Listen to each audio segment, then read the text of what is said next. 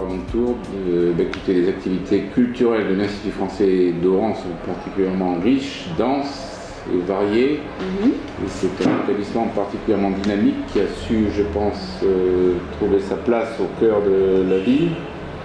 C'est un établissement où on trouve à peu près tout ce que nous souhaitons voir dans un établissement, c'est-à-dire d'abord un accueil qui est le plus professionnel possible, et puis surtout ce que les gens viennent rechercher chez nous, c'est-à-dire à la fois la demande de cours de français, puis également des médiathèques bien équipées, bien achalandées, si je puis dire, et puis également tout un dispositif d'information sur les études en France via le dispositif Campus France.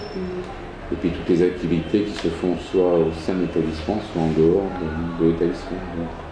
Pour moi, l'Institut d'Oran est un établissement particulièrement dynamique, au même titre d'ailleurs que les autres établissements, mais tout particulièrement Oran. Donc, je pense un établissement bien intégré en plus dans la ville, idéalement placé dans la ville. Donc c'est votre première visite à Oran? Ah non, c'est pas ma première visite à Oran, puisque je suis en Algérie depuis 4 ans, je termine ma mission en Algérie. Et pour ne rien vous cacher, donc il y a 4 ans de cela, donc c'était le 1er juillet 2009, nous avions tenu une réunion des directeurs d'établissements culturels, et c'était ici même à Oran, donc 4 ans après, nous venons de tenir une réunion avec les directeurs. Donc quelles sont les difficultés rencontrées dans votre domaine? Les difficultés rencontrées dans notre domaine, on a aussi quelques succès, donc je crois qu'on peut aussi parler des succès, mais parmi les difficultés, c'est peut-être un manque d'information sur ce que nous pouvons offrir. Donc c'est pour ça que nous mettons en place une politique dynamique d'information à l'égard d'un public le plus large possible.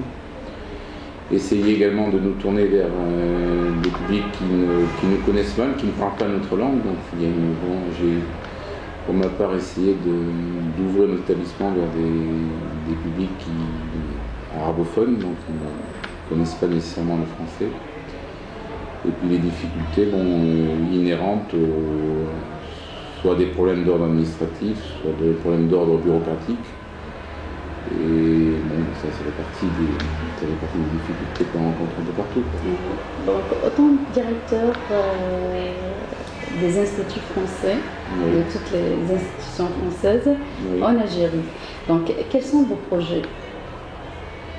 Et notre projet, d'abord, nous avons fait une grande révolution qui a été de fédérer dans un établissement unique qui s'appelle l'Institut français d'Algérie les 5 établissements qui étaient autrefois autonomes, donc les 2 qui sont à l'ouest, Tlemcen et Oran, les 2 de l'est, Madamba et Constantine, et celui du milieu, donc Alger. Donc aujourd'hui, tous ces établissements sont fédérés dans un seul et même établissement, donc ce qui permet ce qu'on appelle une mutualisation des moyens, une harmonisation des pratiques. Et surtout de démultiplier les opérations plutôt que de faire 4 fois séparément une opération ou 5 fois séparément une opération. On peut faire bénéficier les 5 établissements de... Comment voyez-vous le futur des instituts? Le futur dépendra de l'avenir de la coopération, des relations entre la France et l'Algérie, mais vous savez, cette relation est tellement riche et dense que je ne peux voir qu'un futur qui va bien en s'améliorant. Nous avons des projets de réouverture d'établissements, entre autres un établissement qui est fermé depuis 1993 à Tizi Ouzou. Et puis éventuellement, si les autorités algériennes le souhaitent, nous sommes prêts à réouvrir ou ouvrir des antennes de cet institut. Là, il y aura des demandes très clairement exprimées. Et puis, là aussi où les financements seront au rendez-vous, parce que l'institut c'est bien, mais ça n'a pas de prix, mais ça a un coût. C'est sûr, oui.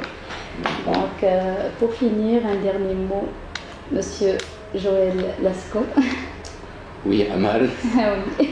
Un dernier mot, de dire que j'ai passionnément aimé mon séjour algérien. L'Algérie est un pays qui ne peut pas laisser indifférent, donc je vais dans quelques semaines quitter ce pays et j'espère surtout y revenir en tant que touriste anonyme, donc pour profiter au maximum de tous les sites que je n'ai pas pu visiter en tant que diplomate. Merci à vous. Merci à vous.